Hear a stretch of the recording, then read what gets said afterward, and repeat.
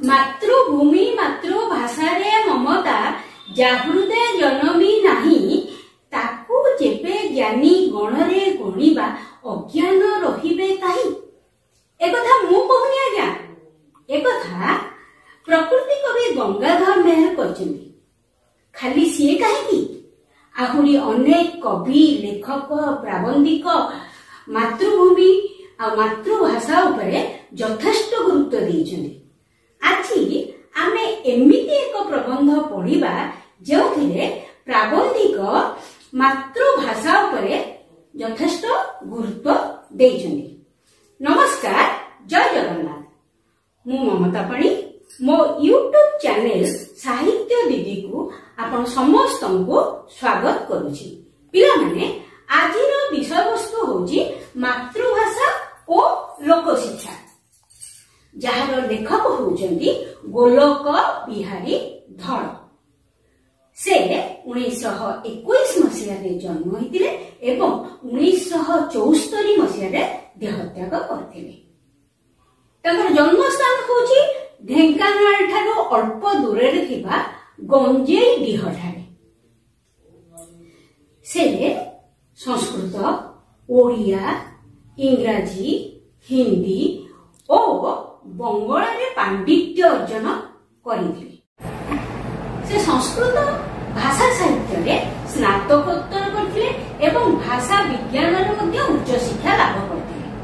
प्रथम अवस्था रे से संस्कृत और ओडिया रे अध्यापक चाकरी करथिले, किंतु परवर्ती अवस्था रे से ओडिया रे प्रोफेसर पदवी मंडन करथिले। से एकाधार रे जणे प्राबंधिक, सुसाहित्यिक, अनुवादक, भ्रमण साहित्य रचयिता थिले। वर्तमान पिले आमे देखिबा तांकर कृति कोन कोन सब से लिखि जंती देखिबा से कोन कोन लिखि। देखो पिले भाषा विज्ञान रे से लिखि जंती मनीषर भाषा, ध्वनि विज्ञान, इंग्रजी उच्चारण शिक्षा, भाषा शास्त्र परिचय। भ्रमण साहित्य रे से लंडन चिठी और अमेरिका अनुभूति लिखिछन्ती। लंडन चिठी बहिटी पाणी से साहित्य एकाडेमी द्वारा सम्मानित हेइथिले।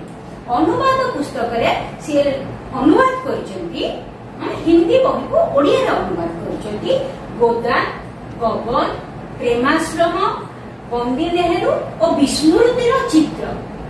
ठीक से शिशु साहित्य रे से लिखिछन्ती अमर जीवन, अमर जाति। ता बाद तांकर प्रबंध संकलन मध्य थिला बा प्रबंध ग्रंथ थिला दीटा। कोन ना विचार आलोचना और ओडिया केपे। वर्तमान आमे जो विषयटी पढ़िया को जाउछंती से विषयटी तांकर ओडिया केपे आसी। ठीक अछि पिले, एबे आमे लेखकक विषय रे किछि जानिले तारपरे आमे पढ़िबाकू जिबा। अच्छा, जो विषयटी आमे पढ़िले बा पढ़िया को जिबा तार वैशिष्ट्य कोन, से सेत्रे कोन लिखैछंती ना मातृभाषार उपादेयता एवं लोक शिक्षा पाई ताहार उपयोगिता। केते उपयोगी लोकଙ୍କୁ शिक्षा दबा मातृभाषा। ठीक अछि, एबे बही बाहर करबा। पृष्ठा 54 बाहर कर मातृभाषा और लोक शिक्षा। देखो आम देश रे भाषा समस्या कहिला मात्रे लोके बुझंती हिंदी इंग्रजी विवादर कथा। आंचलिक भाषा कथाटा बेसी मन को आसे नहीं, किंतु प्रकृत में देखा गले आंचलिक भाषा हेउची जनतार प्रथम प्रयोजन। अन्न वस्त्र परि तार दरकार निजर भाषा। आम देश में जिते भाषा समस्या बाबद आलोचना हुए प्रथम लोक बुझती हिंदी और इंग्राजी विवाद कथा। समस्या माने कौन? दुर्ग विषय संकट, भाषा संकट भाषा बाबद किछि गोटे दुर्ग कथा। सेतबेले आम मन को से हिंदी और इंग्राजी रो विवाद कथा कहीं तमें जानिच इंग्रेज माने आम देश को बहुत दिन धरी शासन कले एवं सेतेबेले से इंग्राजी भाषा प्रचलन कले आम देश रे कहीं ना तांकर ऑफिस काम करिवा पाई किछि इंग्राजी पढ़ुआ लोक दरकार थिला तेणु से माने इंग्राजी पढ़ेवा दिगरे गुरुत्व देले किंतु परवर्ती अवस्था रे कोन हैला जेतबे इंग्रेज माने हम देश को छाड़ी चली गले सेतेबेले आमे हिंदी को हमर राष्ट्र भाषा हिसाब रे नेले फळे कोन हैला अधिकांश जगह रे हिंदी रो व्यवहार करा हैला इंग्राजी रो व्यवहार टिके कमियो लागिला इंग्राजी आ हिंदी भितर सेबे ठारू गोटे चलिला भितरे भितरे गोटे कंदल चलिला आम भितरे जेतले भाषा कथा उठे बा भाषा समस्या उठे समस्त भावती हिंदी और इंग्राजी रो विवाद कथा किंतु आंचलिक भाषा ऊपर को केही जानतीनी बा आंचलिक भाषा कथा केही चिंता करंतीनी एठी मोटे कथा पिले कहूची आंचलिक भाषा कोन मो अंचलर भाषा अंचलर भाषा सेटा कोन ना मो प्रदेशर भाषा बा मो अंचलर भाषा मु जो प्रदेशर पिला बा लोक मु सेही भाषा कहिबी मो ओडिसार लोक मोर भाषा ओडिया हबो जे बेंगल लोक तार भाषा बंगला हबो सेटा होची आंचलिक भाषा प्रकृति देखिया को बोले आंचलिक भाषा होची जनतार प्रथम प्रयोजन लोक मानकर प्रथम दरकार कोन आंचलिक भाषा निजर मातृभाषा मान भाषा होची मातृभाषा आमे मा ठाडो प्रथम जो भाषा शिखिलु सेटा हमर मातृभाषा आंचलिक भाषा होची सेटा अन्न वस्त्र परि तार दरकार निजर भाषा प्रत्येक मनुष्य बंचिबा पाई मौलिक आवश्यकता होची अन्न वस्त्र और बासगृह ठीक अन्न वस्त्र परि निज मातृभाषा होची प्रत्येक मनुष्यर प्रथम आवश्यकता सेथिपाई अर्थनीति क्षेत्र रे गांधीजी विदेशी वर्जन करी स्वदेशी व्यवहार करिया पई जेमिति डाक दिले भाषा क्षेत्र रे सेमिति इंग्रेजी छाड़ी मातृभाषा को समृद्ध करिया पई घोषणा कले जेतबे इंग्रेज माने आम देश को शासन करथिले सेतबे तमे जानिच गांधीजी असहयोग आंदोलन करथिले एवं गांधीजी को पाई ही आम देश स्वाधीन हेतिला सेतिक बेले गांधीजी कोन कहिथिले जे अर्थनीति को देशर आर्थिक मानदंड को जदी शक्तिशाली करिवार अछि तेबे आमे विदेशी जिनिस वर्जन करिबा त्याग करिबा विदेशरु आमदानी कोनोसी जिनिस आमे व्यवहार करिबा नाही आम निज देशर जिनिस ही आमे व्यवहार करिबा सेतिक बेले ही से कहिथिले जे बिलातरु आसुथुवा लुगा आमे व्यवहार करिबा नाही आमे निजे लुगा बुणी पिंधिबा कारण विदेशी जिनिस जदि आमे आमदानी करी व्यवहार करिबा ताहले आमर अर्थ विदेश को जानी जीवो आमर आर्थिक परिस्थिति खराब होई जीवो तेनु आम देश रे उपार्जित जिनिस को ही आमे व्यवहार करिबा जहा फल रे कोन हबो ना आम देशर आर्थिक मानदंड सुदृढ़ रहिबो ठीक सेमिति से कहिथिले निज भाषा को बा निजर मातृभाषा को जदि आमे समृद्ध करिबा को इच्छा करिबा तेबे प्रथम काम हैला विदेशी भाषा बा इंग्राजी भाषा को वर्जन करिबा हैला तांकर डाक हैला केंद्र भाषा हेबो हिंदी ओ भिन्न भिन्न राज्य गुड़िकरे राज्य भाषा हेबो आंचलिक भाषा अर्थात राज्य लोकमानंकर मातृभाषा से कोन कहिथिले जे हमर केंद्रर भाषा हेबो हिंदी जोटा हमर राष्ट्र भाषा हिंदी एवं विभिन्न राज्य रे सेही राज्यर आंचलिक भाषा बा सेही लोकमानंकर मातृभाषा ताही लोक माने व्यवहार करिवे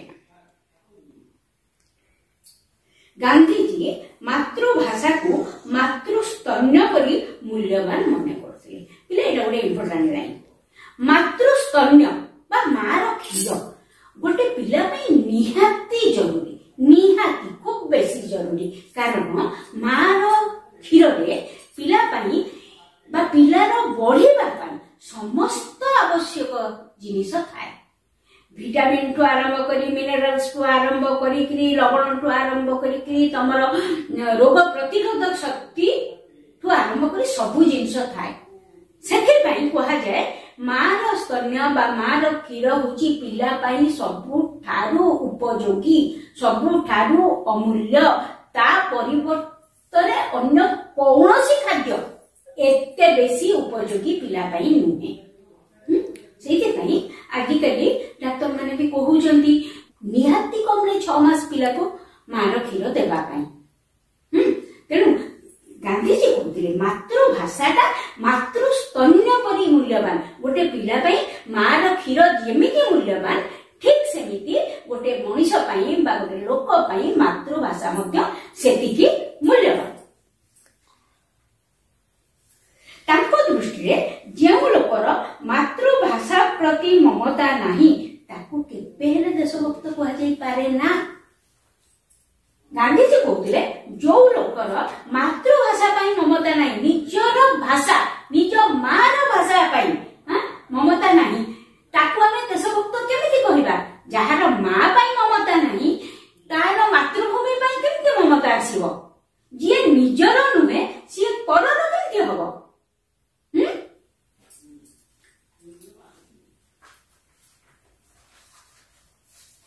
से एठी गोटे कथा बिले मोर मने पड़छि, जा प्रीति सोदरे नास्ति ता प्रीति इतरे जना। माने जे निज लोक को भलो पाउनी बा निज पाखरे थिबा जिंस को भलो पाउनी से अन्य को केमते भलो पाइबो। अर्थात जे मार भाषा को भलो पाउनी, निज मातृभाषा को भलो पाउनी, से मातृभूमि तो दूरर कथा मातृभूमि को केमिति भलो पाइबो। तेणु ताकू देशभक्त कुहा जाई पारिबो नाही। ओडिया कवि एठी कविंकर ना लेखिनी किंतु पढ़ेबा आरंभ रे ही तुमको कविंकर ना कहि देइली। ओडिया कवि ठीक कहतिले मातृभूमि मातृभाषा रे ममता जागृते जनमी नाही ताकू जेबे ज्ञानी गणरे गणिबा अज्ञान रहिबे काहे। जो लोकर निज मातृभूमि पाई निज मातृभाषा पाई भल पाइबा नाही, स्नेह नाही, श्रद्धा नाही ताकू जदि आमे ज्ञानी कहिदबा अज्ञान कुआडे जिवे। पिले ज्ञानीर विपरीत मने रख अज्ञानी नुह। एठी मु कहूची जेतु ए शब्दटी आसीची मोर मने पडुची ज्ञानीर विपरीत अज्ञानी नुह। सब बेले मने रखिबो ज्ञानीर विपरीत अज्ञान। सेमती आ गोटे शब्द मने पड़ जाउची तेणु कहि दउची धनीर विपरीत निर्धनी नुह, निर्धन। एमती जे पांचटा शब्द अछि कि मोर वर्तमान दीटा ही मने पड़ला म कहि दउची ज्ञानीर अज्ञान धनीर निर्धन।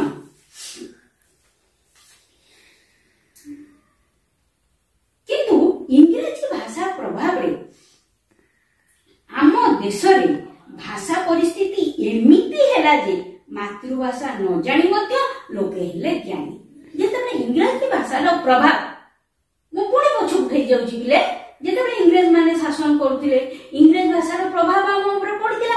कारण से माने बहुत बुद्धिया थिले, से माने बुद्धि खर्च करी किछि इंग्रेज पढुआ लोक सृष्टि करथिले तांकर ऑफिस काम बुझिया पई तांकर व्यवसाय पत्र बुझिया पई।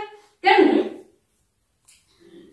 सेठी हेछि कोन मातृभाषा को लोके आदर करि नाहाती किंतु निजर चाकरी पाई निजर मान सम्मान पाई संगे इंग्रजी पढिचंती। तार प्रभाव फल रे कोन हैला हमर एमिति परिस्थिति हैला जे मातृभाषा न जानि कि मध्य लोके ज्ञानी हे गले। सेते बेले जो माने इंग्रजी पढुथिले हम देशर लोक माने भाबुथिले ए केते ज्ञानी लोक इंग्रजी रे कथार्ता करूची। पिले सेटा एबे भी बंद हेनी। गोटे लोक रास्ता रे ठिया हे कि मन करे इंग्रजी रे गडगड गपी जाउची, तार ग्रामेटिकल केते भूल अछि, तार उच्चारण रे केते भूल अछि, आमे सेगुडा देखुना। आमे पूरा बोकांग परि चारताकू चाहू केते इंग्रजी रे केते ज्ञान तार घंटाए हेलानी से कथा होची। किंतु ताकू जदि ओडिया रे गोटे वाक्य कहियाको कहबो से लोक कहि परिबो नाही ताहले आमे ताको ज्ञानी केमिति कहबा से कोन भूल टूल करी इंग्रजी रे जहा भी पद कहितला ज्ञानी हेला जो लोक निजर भाषा जानिनी से अलगा लोकर भाषा केमिति ठीक करी कहि परिबो ठीक करी केबे हेले कहि परिबोनी मु जदि मोर मातृभाषा जानिनी मु आ गोटे भाषा को आयत्त करिवार शक्ति मो पाखरे नाही प्रथमे निजर भाषा को आयत्त कर तापरे द्वितीय भाषा पाखकु जीव मो कहू नाही बिले इंग्रजी शिखिबा खराब मु से कथा आदौ कहूनी बा कोनसे विदेशी भाषा शिखिबा खराब मु से कथा कहूनी किंतु तार प्रभाव रे निज मातृभाषा को भूली दिबाटा ही खराब प्रथमे सिना मु गोटिए भाषा को आयत्त कले तापरे मु द्वितीय भाषा पाखकु जीवी मु प्रथमरु मो भाषा जानिनी मो माँ कहूवा भाषा जानिनी मो अंचल लोक कहूवा भाषा जानिनी ताहले मो आउ गोटे भाषा को केमिति आयत्त करिवि ठीक सेमिति हमर देशर अवस्था हेइला आमे माने दियो गढिबा को जाई मांकड़ गढि देले नै कि आमे भाबिले आमे बहुत ज्ञानी आमे इंग्रजी पढि देले आमे बहुत ज्ञानी हिजु किंतु ना आमे इंग्रजी रे पारदर्शिता देखै पारलु ना निज अंचलर भाषा रे ना निज मातृभाषा रे आमे पारदर्शिता देखै पारलु दियो गढु गढु आमे मांकड़ गढि देलु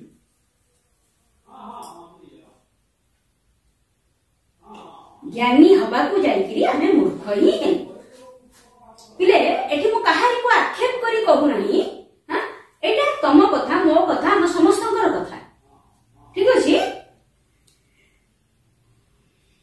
एही ज्ञानी लोक मानकर मातृभाषा अवहेला हैला जाति पक्षरे घोर दुर्भाग्यर कारण ए जो तथाकथित ज्ञानी जो माने इंग्लिश पढिकरी निजको ज्ञानी बोलैछन्ती ठीक अछि से माने ज्ञानी किंतु तांकर काम कोन हैला से माने इंग्लिश पढिवा फल रे उच्च पद पदवी रे रहि गले तांको कथा रे किछु उडा मूल्य रहिला कि सेति के बेले जदी से माने चाहि दांते निजर भाषा को उन्नत करि पारे थांते किंतु से माने निजर भाषा को अवहेला करले पिले सर गोटे राज्य रे जने राजा अछंती राजा जो कथा कहिबे प्रजा से कथा समस्ते मानिबे साधारण लोक कहिले प्रजा न मानि पारंती किंतु राजा को कथार गुरुत्व एते बेसी राजा कहिले ही से माने कथा मानिबे ठीक एठी मत सेया जो माने चाहि थिले निजर भाषा को उन्नत करि पारि थांते से माने चाहिले नाही से माने निज भाषा को अवहेला करे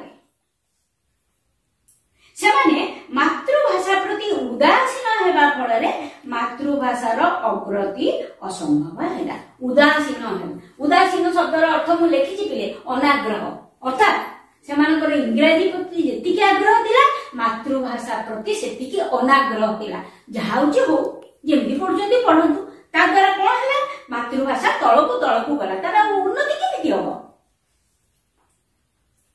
गांधीजी ठीक बुझी पारिले जे इंग्रजी शिक्षा शासनर माध्यम होई रहितिबा जाके आंचलिक भाषा गुड़िकर प्रति काहारी दृष्टि फेरिबो नाही बड़ बरगछ तळे छोट बरकोड़ी गछ उठेई पारिबो नाही गांधीजी ठीक बुझी गले जेते दिन जाय से जानि गले जे जेते दिन जाय शासनर माध्यम इंग्रजी हेकिरि थिबो सेते दिन जाय देशर कोनोसी उन्नति हेई पारिबो नाही आहिकी ना गोटे बड़ बरगछ तळे छोट बरकोड़ी गछ उठेई पारिबोनी अरे ता देहको तो सूर्य किरण पड़िबनी से खाद्य प्रस्तुत करिबो केमिति बरगछ छाया रे सियाउ बढ़ी परिबो नाही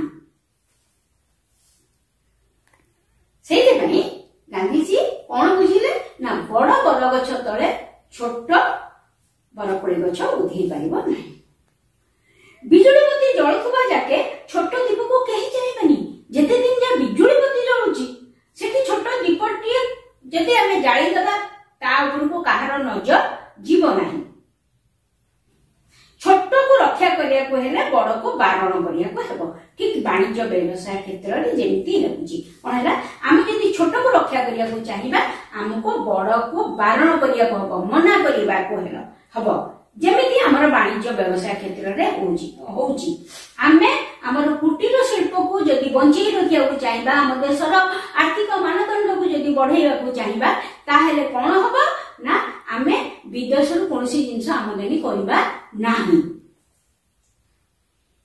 एही दृष्टि विचार कले इस्राएल आधुनिक हिब्रू भाषा एक प्रकृष्ट उदाहरण। हिब्रू भाषा मृतप्राय अवस्था उठी एबे इस्राएल राज्य भाषा परिणत होची। सेठी हिब्रू को उठेबा पई अन्य भाषा विरुद्ध रे प्रचार पर्यंत करागला।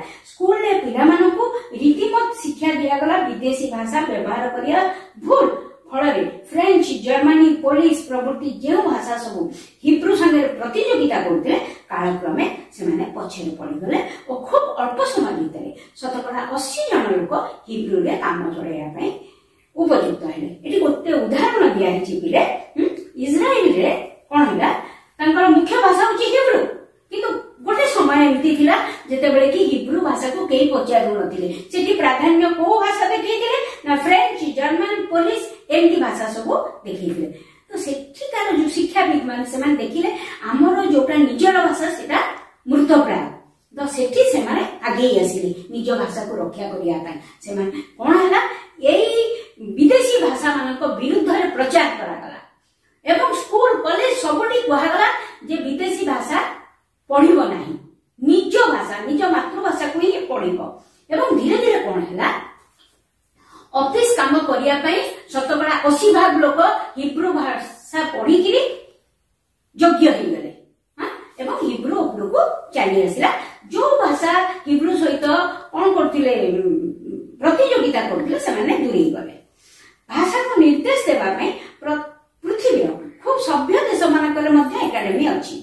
इस्राएल रे हिब्रू पई गोटे भाषा काउंसिल अछि। भाषा को निर्देश देबा पई भाषा केमिति व्यवहार करिवो को अंचल रे को भाषा व्यवहार करा हबो ये सब निर्देश देबा पई सब बड़ बड़ देश मानकर सभ्य देश मानकर गोटे गोटे एकेडमी अछि।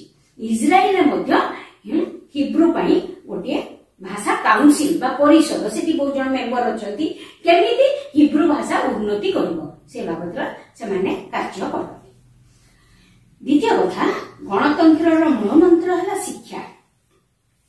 प्रत्येक भोटर उपयुक्त शिक्षा न पाइबा पर्यंत गणतंत्र सफल हो परिबो नाही।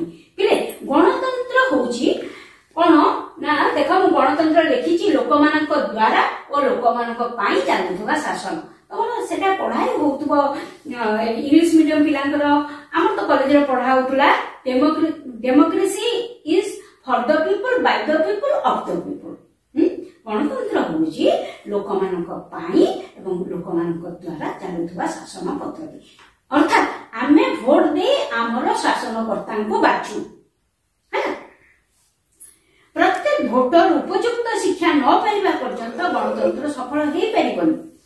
समूह जनता को अल्प समय भितर शिक्षित करिया को हेले मातृभाषा ही सर्वोत्कृष्ट माध्यम। अच्छा जदि आमे वोट दे हमर शासनकर्ता को बाछिबार अधिकार गणतंत्र हमको देइछि ताले आमे जदि शिक्षित न होबा आमे जदि मूर्ख रहिबा ताले आमे जहा को बाछिला सी भी मध्य मूर्खटी हबो एवं सी हमको शासन कोन करिवो और तार अर्थ एया हबो जे गोटे मूर्ख आ गोटे मूर्ख को शासन करछि तामाने शासन केमिति चलिबो तमे जानिथिबो नाकी ताहे हमको कोन करिया हबो ना सामूहिक भाबरे अनेक लोगों को एकाठी शिक्षित करिया को पड़िबो आ एकाठी बहुत लोगों को शिक्षित करिवा पई एकमात्र माध्यम होउची मातृभाषा। विदेशी भाषा रे केबे हेले एकाठी आमे बहुत जन लोगों को शिक्षित करि परिबा नाही। लिखला सेटा विदेशी भाषा रे समूह शिक्षार उदाहरण पृथ्वी रे कोटी नाही। सेति पई इंग्रजी शिक्षा ए देश रे 150 वर्ष हेला चली थिले मध्य शतकड़ा 1.5 जन भारतीय भी इंग्रजी शिखि पारि नाहंती। आम एटा लेखा हैला इंग्रेज माने 150 वर्ष आम देश को शासन करिथिले किंतु 1.5 जन मध्य ठीक से इंग्रजी कहि पारु नथिले बा बुझी पारु नथिले किंतु से माने इंग्रजी पढ़ुआ बोली बेस गर्व अनुभव करुथिले। इंग्रजी विरोध रे आम मानकर एही हला प्रधान अभियोग। ता छड़ा मातृभाषा रे जेते शीघ्र जेते काम करि हबो विदेशी भाषा रे सेते शीघ्र पढि हबो नाही। आपण परीक्षा करि देखंतु 100 पृष्ठार ओडिया बही पढिबा पई आपनकु केते समय लागे और सेतिक पृष्ठार इंग्रजी बही पढिबा पई केते समय लागे और ता पई केते अधिक मानसिक परिश्रम करियाकु पड़े। एठी लेखक कहउचंती जदि तांको कथा हमर विश्वास होनी ताहले आमे गोटे परीक्षा करि परिबा। 100 पृष्ठार गोटे ओडिया बही पढिले हमकु केते समय लागुची, 100 पृष्ठार गोटे विदेशी बा इंग्रजी बही पढिले हमकु केते समय लागुची एवं केते मानसिक कसरत करियाकु पडुची। काहे कि ना ओडियाटा हमर मातृभाषा, आमे ओडिया रे चिंता करू एवं कहू, किंतु कोन हुए ना विदेशी भाषा रे आमे कथा कहला बेले आगो ओडिया रे चिंता करू ता परे इंग्रजी रे कहू, भीतर भीतर आमे ताको ट्रांसलेट करी के इंग्रजी रे कहू, किंतु ओडिया बा हम मातृभाषा से सब हुएनी, आमे जहा चिंता करू संगे संगे कहू। तेणु विदेशी बहीटी पढ़िया को आमको अधिक समय लगे, अधिक कसरत करिया को पड़े। मातृभाषा रे मनुष्यर जो स्फूर्ति हुए अन्य कौनसी द्वितीय भाषा रे हुए नहीं। आमर जो आग्रह जो उत्साह मातृभाषा रे जेतिकी थाए अन्य कौनसी भाषा रे सेटा न थाए।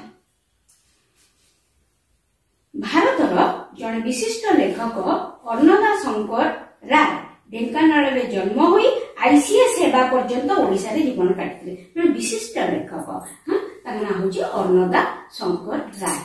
सी कोन करथिले ना आईसीएस परीक्षा रे उत्तीर्ण हेबा पर्यंत सी ओडिशा रे थिले। आईसीएस माने बिले तार फुल फॉर्म हैला इंडियन सिविल सर्विस। एते आमे जो आईएएस पाउछु इंडियन एडमिनिस्ट्रेटिव सर्विस सेतबे थिला इंडियन सिविल सर्विस। श्रीजुक्त अन्नदा शंकर राय ढेंकानाल जन्म हुई आईसीएस सेवा पर्यंत ओडिशा रे जीवन काटिथिले। से आईसीएस पाइकरी से चाकरी करिया पर्यंत इंडियन सिविल सर्विस छोट चाकरी न होतिले बहुत बड़ चाकरी। हां हमें जो आजिकल कोचु सी आईएएस पाइगला से एका रैंक ओडिशा रे से थिले। अच्छा अन्नदा शंकर राय होचंती जने बहुत बड़ लेखक। सेतबेले सी तार पाठ पढ़थिले पिले एठी गोटे मिनिट कहूची तुमको टिके जानि थाओ। सेतबेले 4 जण सांग मिसिकरी गोटे पत्रिका बाहर करथिले, से माने समस्त कवि और लेखक।